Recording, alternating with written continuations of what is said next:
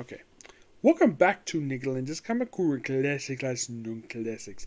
This is episode number 1930, 2035, and Doubleshot number 1929. Now, these two trades here have one thing in common. They're basically is books written by Matt Fraction. This first book came out in 2008 as a tie-in to an event, which basically has a mini-series published right now. Secret Invasion. We have Secret Invasion Thor. Yeah, believe it, I actually tried to get this series, this trade a while ago, but they didn't have available, but now I got it. Took about a year to get it, but I got it. This book contains the 3-issue miniseries Secret Invasion Thor, along with Thor number 142 by Stanley Jack Kirby. Now, of course, this came out during Matt Fraction's run for Thor. His run for Thor wasn't very long, per se. I think this actually preceded his run for Thor. Because, if I remember correctly, his run for Thor came out, I believe, was in 2011, I believe it was. Yeah, it was basically about 2011, because his first issues he did, the first story he worked on was called World Eaters. This technically, you could say, is a prequel to that run. You probably think, okay, then what run this is set in? The JMS run, of course. This whole storyline basically explores what Thor was up to on the side during the events of Secret Invasion. We start out basically Thor having normal day in Braxton, and then we see this thing crash, and this guy is an enemy? No, it's Beta Ray Bill. And he reveals the Skrulls are coming, and they took Stormbreaker, so they team up, and of course they battle the Skrulls, and they win. But that's kind of sort of the gist of this miniseries. It is really good. But in the case of the 142, it just basically are probably, I think, one of the early times Thor took on the Skrulls in his own book. But yeah, this book is awesome. Love it. Just really good here. I give this book a 9.5 out of 10. By the way, the artwork is done by David Brothy, which, yeah. We also have a thing where we also have a subplot here of a pregnant woman who Donald Blake does diagnose. Yeah, she's pregnant, and she basically gives birth to a girl at the end of the miniseries, who she calls Faith. Interesting. You might be curious though. Am I done reviewing Secret Invasion yet? Nope. There's still a lot more. Still a lot more to go for that one. All right. Now that came out in 08. This came out in 07, 1 year prior. We have The Order, Volume 1, the next right thing. Now, I say this is the first trade because in actuality it is. Now, this basically, I heard something interesting though about this book, is that originally this book was called Champions. Yes, they would call the book Champions. Now, you're probably thinking, was not actually write a Champions book per se? Well, that's the name they wanted to use because this was going to be sort of a revival of the old 70s series. But they ran into a problem. A legal problem.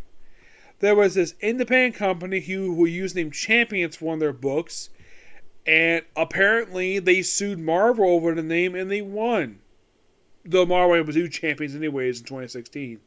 Maybe the rights class, I'm not really sure what it was. So they couldn't use the name Champions, so they called it The Order, which this actually is not the first book called The Order.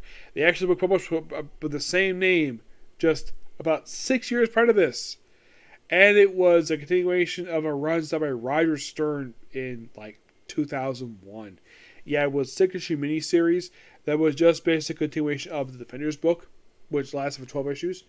This book is the first half of this short-lived series. It only lasted shockingly 10 issues. 10. This book is noteworthy for introducing one character who still appears for every day, which I'm not going to get into just yet. Maybe when I get into the later issues. Now, the first 5 issues introduces basically your lineup for this group, which is made up of... These are basically these are orders based in California, mostly in LA, like the original Champions were. Now, the lineup is comprised of these people, who all wear these various outfits. We have this weird thing, the way the dialogue is, this guy who plays an actor who plays Iron Man, and of course, this guy looks like he becomes a version of, so we introduce the Order.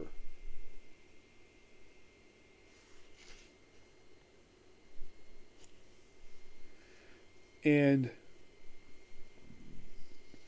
the code names are Poseidon. Yeah, they're all taken after Greek individuals. Poseidon is the guy in. So, let me point out basically the correct here. Poseidon is actually not on the cover here.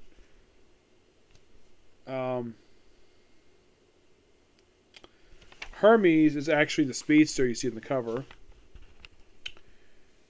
Artemis is the archer. Yeah.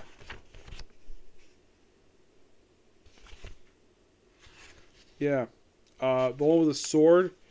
Another character is not on the cover. That's actually Artemis. Actually, Athena.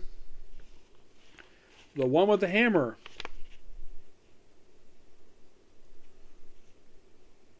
Well, one looks like a version of Iron Man. He is Aristophanes. And the guy with the black hood, his name is Krona. Yeah, that's your group. And their field leader is Apollo. Yeah. So, by the way, their team leader is Pepper Potts. Interesting. Now you might be thinking, was Matt Fraction at the same time he was doing his Iron Man book? The answer is no. Not necessarily. His Iron book actually started nulling after the book concluded. Yes, the Iron book at the time was written by somebody else. Yeah, it was during the whole Director of S.H.I.E.L.D. stuff. Mostly put aside from showing these brand new characters, they have to go through various different individuals.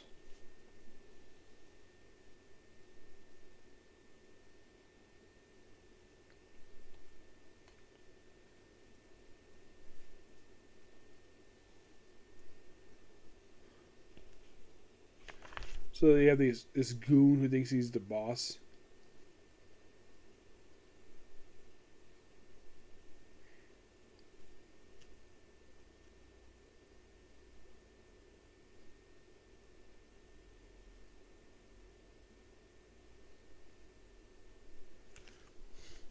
Yeah, this government guy basically is like, it's like he just doesn't really care. He basically is it's like basically he's written the way FBI is written in movies where he's just a dick because he loves being a dick. So, yeah, that's not really followed very much in here because most of it basically you have a lot of stuff in here related to like various villains and that group called The Company, aka the CIA. Yes, he works for the CIA, but doesn't want to say he works for the CIA. Yeah, you have various planners, and you mostly just explore their adventures, basically their time in California. Though, the way here, it's like we have various interviews, with some drama here and there, and they mostly just try to just go through some personal stuff here, while also trying to deal with some legal stuff. And here's the thing. This is actually the only ongoing series, one of like 2 or 3, that actually featured a team from the Initiative. Yes. By the way, give this book a 9 out of 10. Those of you who do not know who Initiative is, who just got in the comic to like in the last decade. The Initiative was started after the events of Civil War I. It was someone described as militarism. It was basically one superhero team each state. The Avengers, the one that was the Mighty Avengers book started by, I believe it was Brian Michael Bendis, who started the original run before, taken over by Dan Slott for the last 16 issues of that run. That was the New York team. There was Operation Lightning Storm. That was a team that was focused in the Miss Marvel book, which at the time was the Carol Danvers one, not the Kamala Khan book. Different book. And we also the Texas Rangers, who operate mostly like Texas, mostly like the West Coast states. The Order operated in California, but each state in particular always had a particular team. They also had heavy hitters as well as a team, along with the Libertines, which was the Pennsylvania team. Which that they first showed up in the Avengers Initiative Annual, which they later found out that the leader of the team was a Skrull. Yep. You might be thinking, like, does the scoop up again if this book ends? Not going to say. Not just yet. But interesting start for the series. And it's something, I guess the reason why they put Pepper in this book, and this is my personal theory, because Pepper was not doing anything in Iron Man because she's basically noteworthy a recurring character in Iron Man since her debut. Here, it's like I think that the writers at Marvel really had no plans for her at all, so put her off in this Order book and just have her fracture everything you want to the book. And I should point out, though, each character is, with the exception of Pepper Potts, all the characters in this book are completely original to this book. There's nobody who appears in these issues that are from a different book, with the exception of Pepper Potts. She's the only one here who actually is like that. Mm-hmm. Yep. But it's a pretty good book per se. Nothing terrible. It's just that I kind of wish that basically my library would have the other trade that collects the rest of the series. Yep. So yeah, that's particularly, and that's it. Videos for now. It's already at midnight. Just do some later. Okay. Next video. Bye.